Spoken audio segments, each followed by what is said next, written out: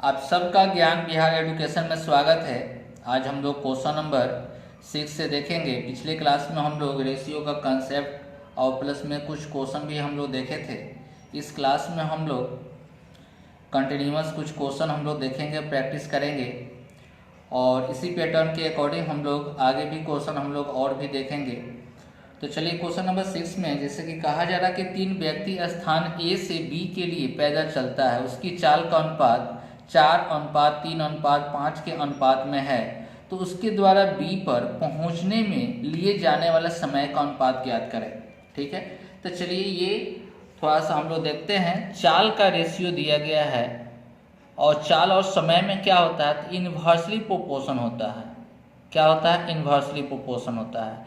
ये कहिए या टाइम इनवर्सली टू 1/स्पीड। ठीक है, इनवर्सली प्रोपोर्शन व्युत्क्रमानुपाती होता है। तो अगर चाल का रेशियो हम लोग को दिया गया है, जैसे कि मान लीजिए कि 3 अगर है ए से बी तक जाने में, ठीक है, चाल का अनुपात दिया गया है। किसका चाल का अनुपात दिया गया? 4:3:5। क्लियर है। और हम लोग को समय का अनुपात पूछा जा रहा है, तो बिल्कुल आसान है। तो समय का अनुपात कितना होता है? इनवर्सली होता है, तो 1/4 हो जाएगा, 1/3, 1/5। ठीक है, तो इसका एलसीएम कितना हो जाएगा? तो 60 से गुना कर दीजिएगा, तो ये कितना हो जाएगा? 15, 20 और कितना हो जाएगा? 12। इसी रेशियो में आपका आंसर होगा, जो कि ऑप्शन कौन सा? सी। आप ऐसे भी कर सकते हैं या फिर आप चाल का जैसे रेशियो दिया गया है, चाल का रेशियो दिया गया है आपका कितना? 4:3:5 और समय का रेशियो अगर निकालना है तो आप इसको भी लिख सकते हैं। जैसे कि आपको इनवर्सली प्रोपोर्शन का केस है, तो एक को ढक लीजिए और ये दोनों का प्रोडक्ट कर लीजिएगा, तो इसको गुना कीजिएगा तो कितना आ जाएगा? 15। इसको गुना कीजिएगा, इसको ढककर इसको गुना कीजिएगा तो कितना आ जाएगा? तो 20 आ जाएगा। और इसको कितना आ जाएगा? 12। इस तरह से भी आप निकाल सकते हैं। किस केस में? तो इनवर्सली प्रोपोर्शन का केस में। यहाँ पर अगर समय का देता अगर चाल का भी निकालना रहता तो सेम उसी तरह से इनवर्सली प्रोपोर्शन होता है। ठीक है, speed inversely proportional to time या time inversely proportional to speed. Clear है, इस बात को याद रखना है। ये टाइम एंड डिस्टेंस में भी आपको मिलेगा और बहुत सारा क्वेश्चन भी आपको इस तरह का कॉन्सेप्चुअल क्वेश्चन इस कॉन्सेप्ट पर बनाया जाता है। ठीक है, तो आपको ध्यान में रखना है। चलिए नेक्स्ट क्वेश्चन हम लोग देखते हैं। क्वेश्चन नंबर 7 में कहा जा रहा है कि बैग, इंग्लिश में यहाँ पर है, यहाँ पर बैग एक्स और वाई में गेंद का अनुपात दिया गया 2:3। एक्स है और वाई है, इसमें गेंद का अनुपात दिया गया 2:3 दिया गया है। ठीक है, यदि 5 गेंद वाई से निकालकर आपको एक्स में डाल दिया जाता है, तो दोनों बैगों में गेंदों की संख्या बराबर हो जाती है। क्या हो जाती है? बराबर हो जाती है, इक्वल हो जाती है। तो अब प्रत्येक बैग में गेंदों की संख्या ज्ञात करें, प्रत्येक बैग में। ठीक है, तो देखिए यहाँ पर इसके पास देखिए किस तरह से चलेंगे रेशियो के अकॉर्डिंग। इसके पास 2 है, इसके पास कितना है? 3 है। इसको बराबर करना है। ठीक है, इसके पास आप समझ लीजिए कि 2 रुपया है, इसके पास कितना रुपया है? 3 रुपया है। तो इसको बराबर करना है, तो 1 रुपया अधिक है, इससे कितना रुपया? 1 रुपया अधिक है, तो उसका आधा आधा कितना होगा? 50 पैसा। तो 50 पैसा इसको दे दीजिएगा, मतलब 50 पैसा मतलब 0.5 अगर दे दीजिएगा इसको पास, तो 2.5 इसके पास भी 2.5 हो जाएगा, बराबर बराबर हो गया। क्लियर है, तो आप इसको कितना दिए? 0.5 दिए। 0.5 × 2 आपको 5 दिए, 0.5 × 2 कितना? 5। तो एक रेशियो 0.5 बराबर 5, तो एक रेशियो बराबर कितना हो जाएगा? 10 हो जाएगा। क्योंकि इसमें भी 2 से गुना करेंगे तो इसमें भी 2 से गुना करना होगा। 2 से गुना करेंगे तो 10 के बाद एक पॉइंट हम लोग देंगे तो कितना आ जाएगा? 1। ठीक है, तो 1 × 2 कितना हो जाएगा? 10। तो प्रत्येक में पूछा जा रहा है, तो कितना हो जाएगा? 10 से गुना करेंगे, इसमें 10 से गुना करेंगे तो कितना आएगा? 25। प्रत्येक में कितना? 25 गेंद है। क्लियर है, आया बात समझ में? या आप अगर लॉन्ग प्रोसेस से भी देखना चाहते हैं तो कोई दिक्कत नहीं है। बैग एक्स है, वाई है।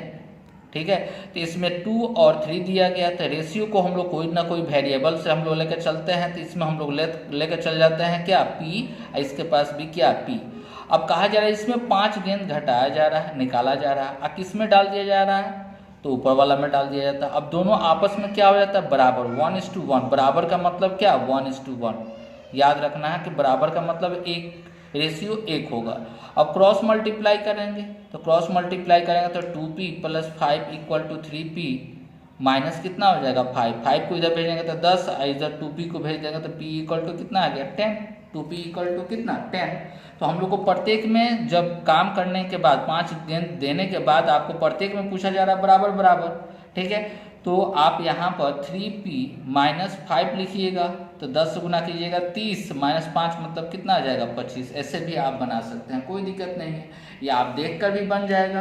तो रेशियो का क्वेश्चन मैक्सिमम जो आपसे पूछा जाता है, ठीक है, तो वो क्वेश्चन देख कर भी बनाया जा सकता है अगर आपका प्रैक्टिस बहुत अच्छा है तो। नेक्स्ट क्वेश्चन नंबर आपको 8, देखने में आपको सिर्फ बड़ा लग रहा है लेकिन बहुत आसान क्वेश्चन है ये। जैसे देखिए क्वेश्चन में कहा जा रहा है कि एक हीरे का मूल्य उसके भार के वर्ग का अनुक्रमानुपाती है, अनुक्रमानुपाती या समानुपाती बोलिए। एक व्यक्ति से गलती से वह हीरा 3 टुकड़ा में, ठीक है, 3:5:7 के अनुपात में तोड़ा गया है। इस वजह से उसको कितना 42,600 रुपया की हानि होती है, ठीक है। तो हीरे का वास्तविक मूल्य ज्ञात करें। आसान क्वेश्चन है। तो हीरा टूटेगा तो भार के अनुपात में ही टूटेगा, ठीक है, हीरा जो है भार के अनुपात में ही टूटेगा।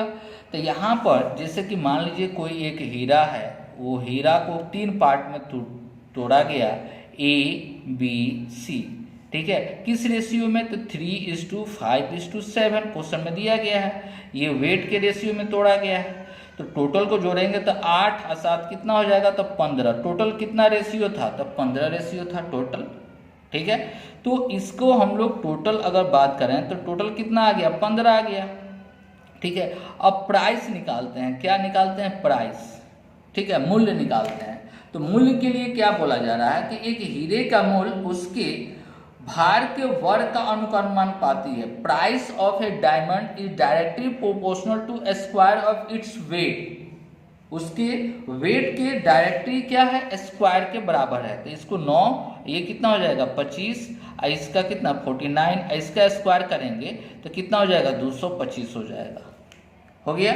अब सबको हम लोग जोड़ते हैं, तो सबको जोड़ेंगे तो हम लोग के पास कितना हो जाएगा, ये 34 अगर ऐड करते हैं तो ये कितना हो जाएगा 83।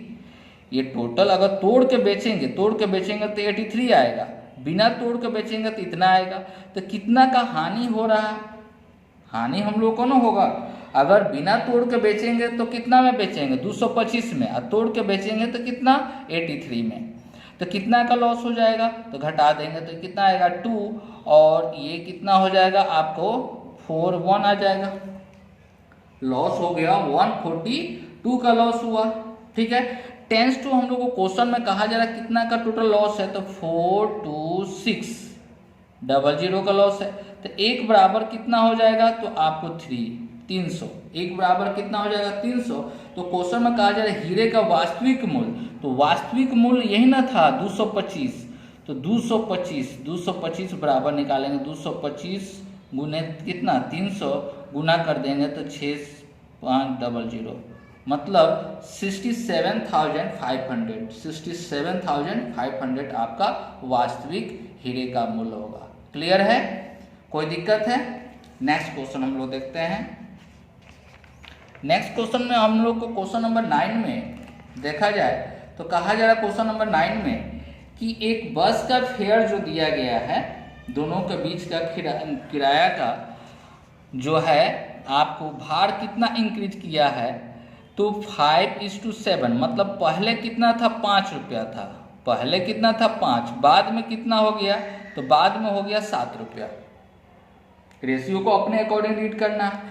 पहले 5 था तब कितना हो गया 7, तो कितना बढ़ा, इंक्रीज कितना किया, वृद्धि कितना किया, तो वृद्धि 2 यूनिट किया, ठीक है। तो पहले था, क्वेश्चन में कहा जा रहा कि पहले कितना रुपया था, तो 625, पहले था कितना 625, ठीक है। मूल्य भाड़ा कितना 625 था। तो कहा जा रहा कि भाड़े में हुई वृद्धि, कितना वृद्धि हुई थी वो निकालना है आपको।